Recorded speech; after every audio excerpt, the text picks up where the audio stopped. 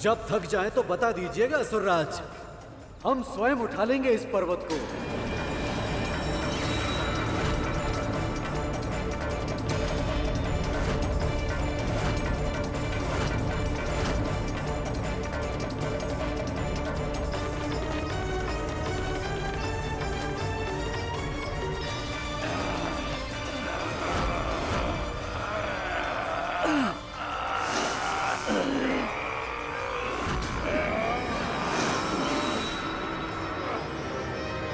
महाराजा बलि, अब देवताओं को प्रयास करने दीजिए।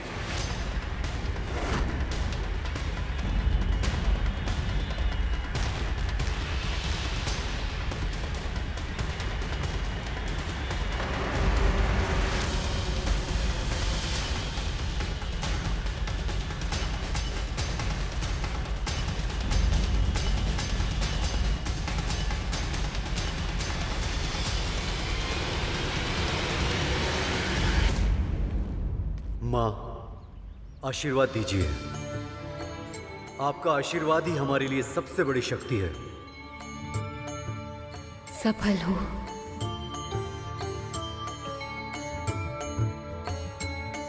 आशीर्वाद दीजिए गुरुदेव। सफल रहो। नारायण नारायण।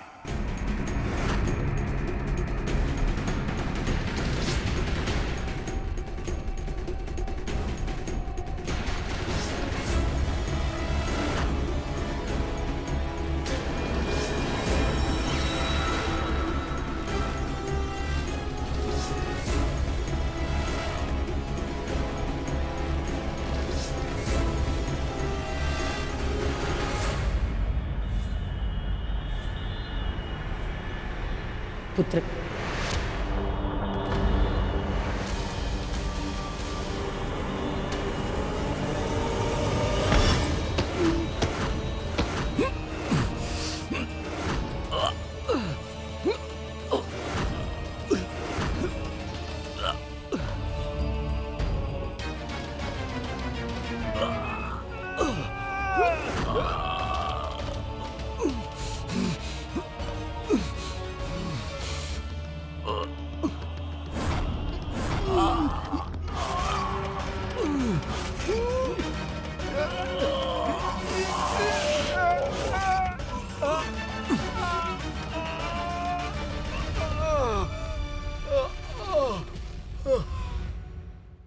देवताओं, अपने बल का अंतिम कण भी झोंक दो।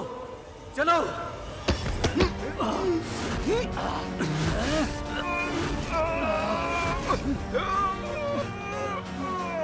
देवराज, आप सब में अतः शक्ति है, आप इसे हार नहीं मान सकते। प्रयास कीजिए और प्रयास कीजिए। ये गरुड़ हमारा समर्थन कर रहा है या हमारा उपहास कर रहा है? देवताओं, और जोर लगाओ।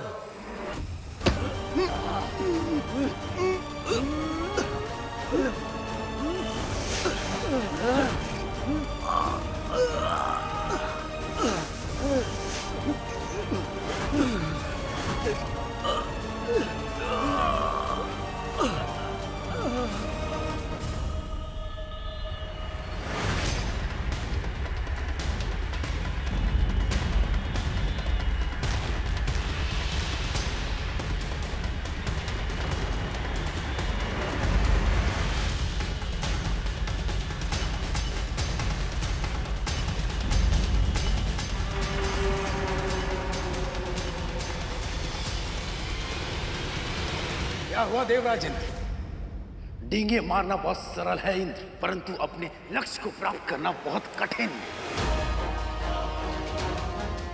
क्या हुआ इंद्रदेव? चुप क्यों हो? जीभ काट बन गई। बजरंग अपनी जीवा। नारायण नारायण। ये समय युद्ध करने का नहीं है।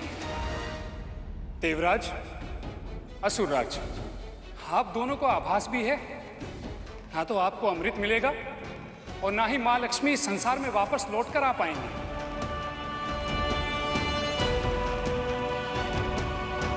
इसलिए एक दूसरे की असफलता पर प्रसन्न होने की बजाय कोई ऐसा उपाय सोचिए जिससे आप सफल हो जाएं। पर मुनिवर, और अब कर ही क्या सकते हैं हम? स्पष्ट है कि हम असुरों और देवताओं का बल इस कार्य के लिए पर्याप्त नहीं है।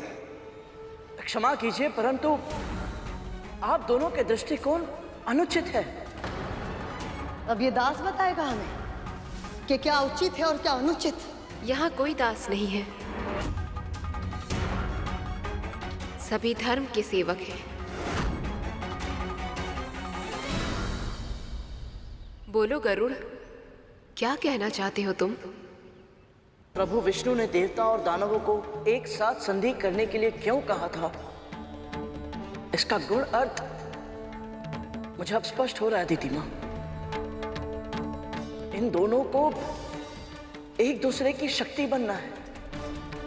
ये दोनों ही अब तक अलग अलग प्रयास कर रहे थे। यदि ये दोनों एक साथ, एक स्वर में, एक लय में चेष्टा करेंगे तो अवश्य मंदिराचल पर्वत को उठा पाएंगे।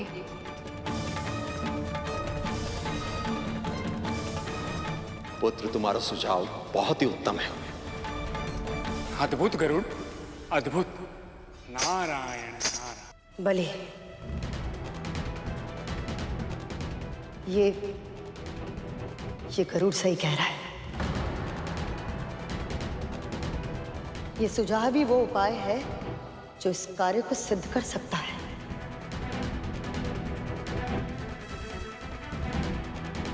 तैयार हैं असुरराज? आप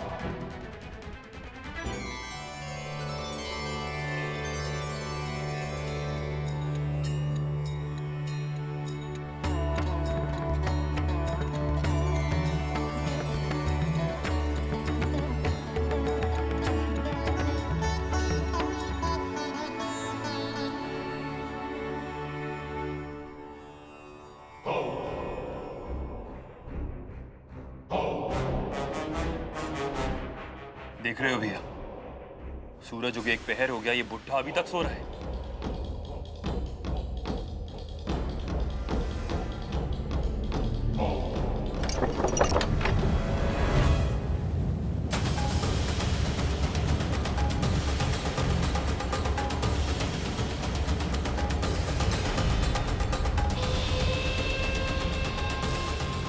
हम तो कुटिया के अंदर जा रहे थे, हम वन में कैसे आ गए?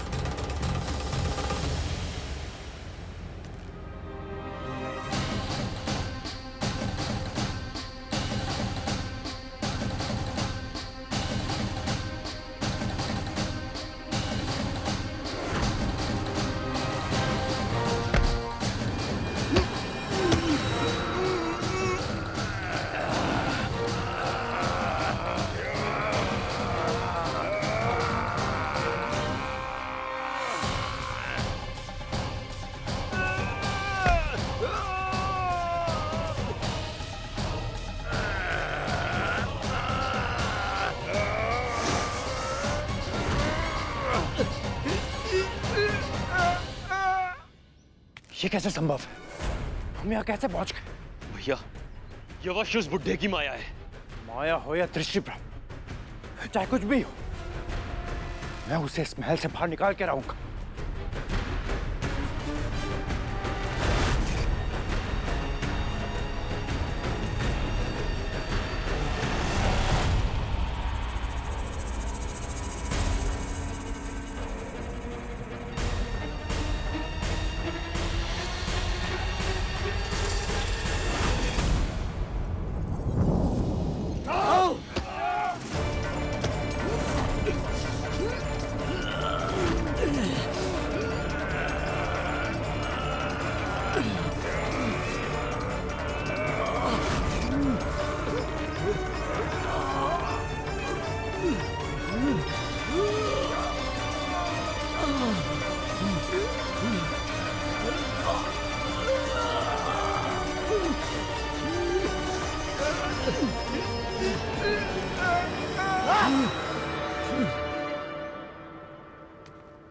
हम बहुत प्रयत्न कर चुके महाराज, ये पर्वत हमसे नहीं हिलेगा।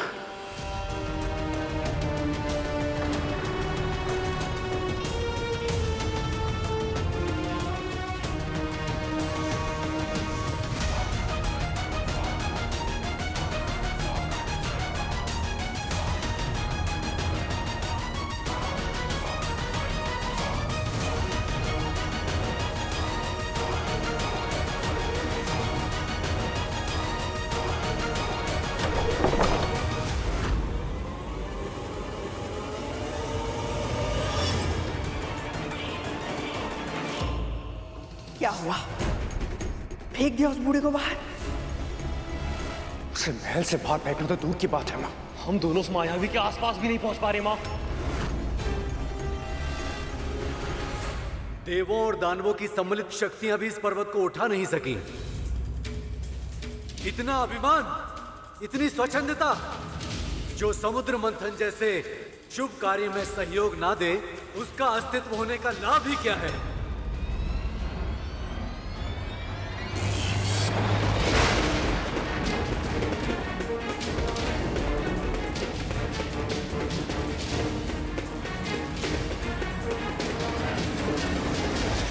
ये आप क्या कर रहे हैं देवराज?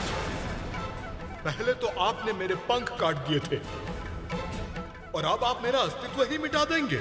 हाँ, बिल्कुल ऐसा ही करेंगे यदि तू हमारे साथ नहीं चला तो। मैं आपके साथ चलना चाहता हूँ, इस शुभ कार्य में आपको सहयोग देना चाहता हूँ, परंतु मेरे पंख ना होने के कारण मैं अचल हो गया हूँ।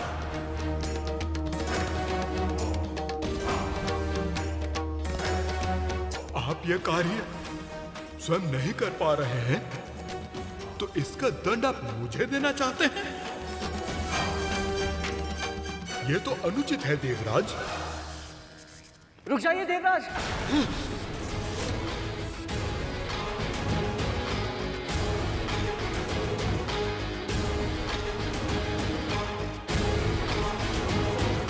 यदि आप क्रोध में आकर पर्वत को ही काट देंगे तो हमें मथनी कहां से मिलेगी? और यदि मथनी नहीं मिलेगी तो समुद्र मंथन कैसे होगा? कृपया शांत हो जाइए और इन्हें उठाने का कोई और उपाय सोचिए। हाँ पुत्र, क्रोध से ये समस्या नहीं सुलझेगी। यदि तुमने वज्र का प्रहार किया तो आघात मंदराचल पर्वत पर नहीं बल्कि समुद्र मंथन की संभावना पर होगा।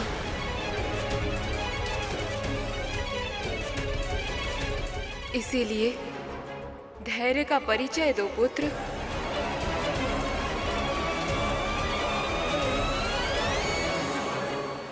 यदि देवता और असुर दोनों मिलकर भी इस पर्वत को उठा नहीं पा रहे तो कैसे उठेगा ये पर्वत?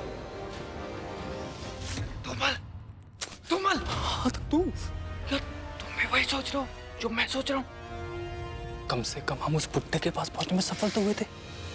अब हमें ही कोई मार्ग खोजना होगा इन्हें उस बुड्ढे से छुटकारा दिलाने का, ताकि माँ हमसे फिर से प्रसन्न हो जाए। हाँ, वैसे भी हम जब से गरुड़ के साथ गए हैं ना, माँ हमसे रुष्ट रहती है। इस अवसर का लाभ उठाना होगा हमें।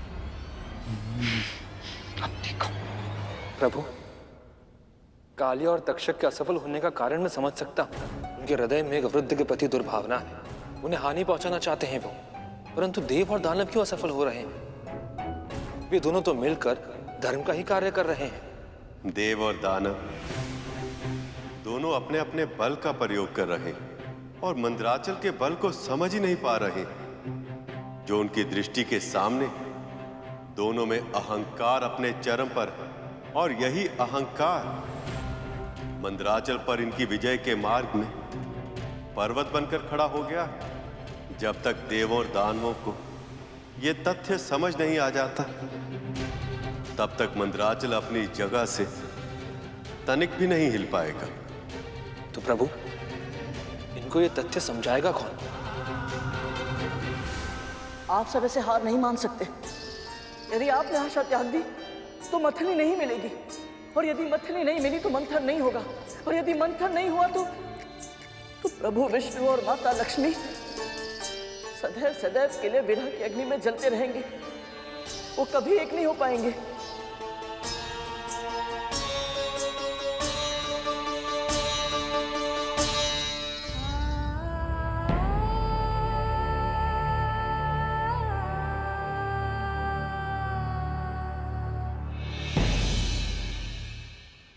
देवराज, मैं आपसे विनती करता हूं, कोई ना कोई उपाय निकालिए जिससे कार्य संभव हो पाए। महाराज बलि, आप में केवल बल ही नहीं बल्कि माया भी शक्ति भी है, कोई मार्ग निकालिए, मैं आपसे विनती करता हूँ महाराज बलि।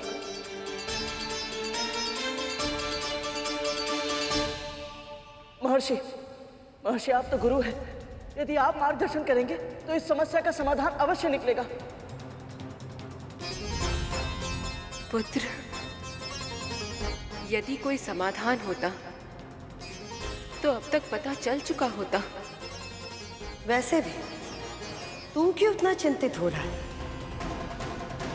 मथनी लाने का दायित्व तुझे नहीं मिला है, हम असुरों को और देवता को सौंपा गया है विष्णु द्वारा।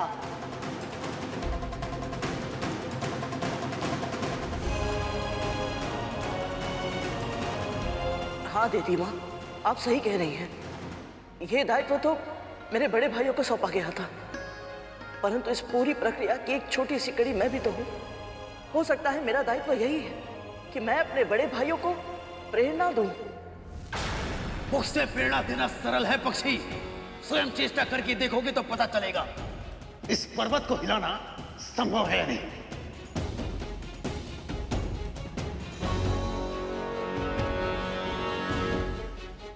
तुझ में तो एक सहस्त्र इंद्र का बल है ना, तू क्यों नहीं प्रयास करता?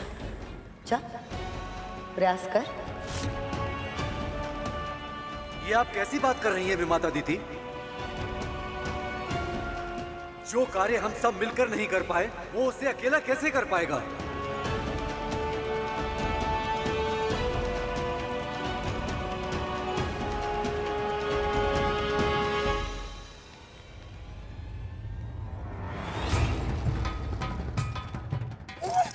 देख रहा है तू? साहसी ये बुड्ढा पूजा के स्थान पर अपने पांव करके सो रहा है। भगवान श्री नारायण का इतना घोर अपमान। तू अभी जा और उसके दोनों पांव खींचकर इसे अभी उठा दे। नहीं नहीं नहीं, मेरा जाना उचित नहीं होगा। मैं काम करता हूँ, मैं दृष्टि रखता हूँ। तू जा और इसकी दृष्टता का दंड दे। जा जा जा, विजय बाबू, विजय बाबू। मैं जाना तो चाहता हूँ, यदि मेरा हाल भी काली और तक्षक भैया जैसा हुआ तो। नहीं नहीं नहीं, मैं नहीं जाऊंगा। तू जा, तू जा। सच पूछो तो मैं भी यही बात सोचकर भयभीत हूँ। एक कार्य करते तब तो दोनों एक साथ चलते हैं। चल।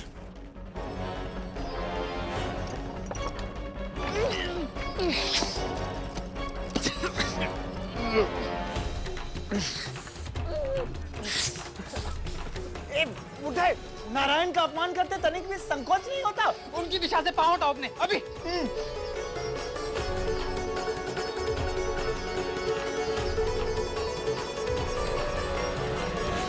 नहीं, ये कार्य मेरे लिए असंभव है। क्यों, भयभीत हो गया? हाँ?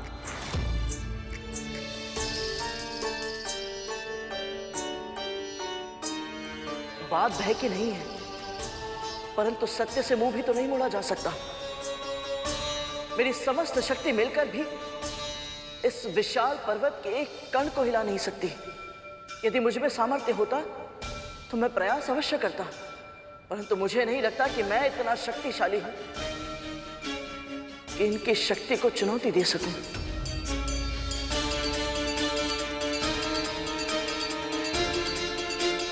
फिर भी यदि सब कह रहे हैं तो एक बार प्रयास तो करो।